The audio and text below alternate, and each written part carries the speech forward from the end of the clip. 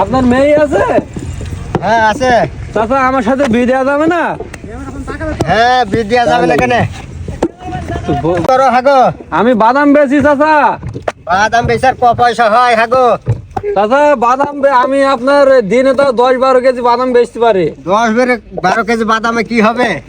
চাচা 10-12 কেজি বাদামে তো আপনার এই 1000 টাকা হাজিরি তো হবেই দিনে। আপনার মেয়ে মনে করেন খুব সুখে থাকবে আমার কাছে। মাসে এই যে 30,000 টাকা ইনকাম হবে, তাও যদি আমি 10-12 কেজি বাদাম বেচতে পারি। তোমার শুনু পাউডারেরই দাম হবে না হাগো। দাদা হবে হবে, আপনি আর না করেন না, আপনার মেয়েকে আমাকে দিতেন ভালো হবে। না হাগো দেবো না।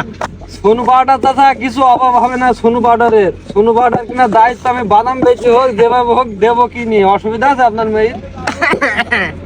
মেয়ে রাজি হবে থাকো। আপনি খালি বাড়িতে কথা বলে দেখেন হবে যে ছেলে বাদাম বেচে, আমাকে বলছি তুই কি বি করবি, ঠিক আছে চাচা? হ্যাঁ দেখে দে।